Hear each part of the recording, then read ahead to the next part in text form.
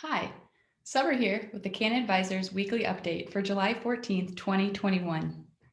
Starting off with some federal news, Majority Leader Chuck Schumer, Senate Finance Committee Chairman Ron Wyden, and Senator Cory Booker released a draft of their long awaited federal cannabis legalization bill today. The bill would deschedule cannabis, expunge prior records, fund equity programs, remove collateral consequences, and transfer regulatory authority to the FDA and other federal agencies. In Connecticut, regulators launched a new website to help people understand the marijuana legalization law that recently took effect. In Mississippi, unfortunately, the Supreme Court rejected a request to reconsider its decision to overturn the voter approved medical cannabis law. In New Jersey, the legislative session ended before giving cities and towns an extra 60 days from the current August deadline to pass ordinances allowing, restricting, or banning cannabis businesses. It seemed to be a popular idea, but introduced too late. In Missouri, the governor vetoed a bill that would have allowed medical cannabis companies to deduct business expenses from their state taxes like any other company can. That would have effectively gotten rid of 280E type provisions at the state level only. In Rhode Island, the governor signed a bill creating a pilot program for harm reduction centers where people can consume illegal drugs under medical supervision. This is a big deal because they are the first state in the US to legalize safe consumption sites.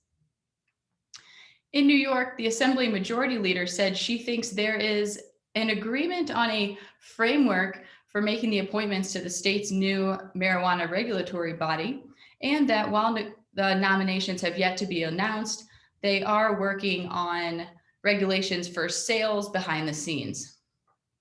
Also in New York, the town of Riverhead, a conservative Suffolk County, in conservative Suffolk County on Long Island, voted to allow dispensaries and on-site consumption locations. Hopefully, the rest of Long Island will follow suit. In Alabama, the nominations to the Medical Cannabis Commission have been finalized, subject to Senate confirmation. In Pennsylvania, regulators identified 10 rural counties they say are underserved by medical cannabis dispensaries. So, wondering if that means more licenses are on the way. Keep a lookout in Pennsylvania.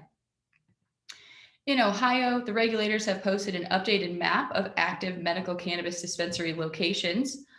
And also on a funnier note, thankfully, a state highway patrol trooper successfully performed the Heimlich maneuver on a man who attempted to swallow a bag of marijuana after he was pulled over for speeding. In California, tax officials issued guidance on arm's length transactions for marijuana businesses. In Georgia, regulators met last week on July 7th and voted to finalize application scores for medical cannabis license applicants, but haven't released those scores.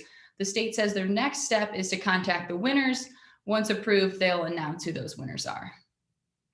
And a final bit of business news.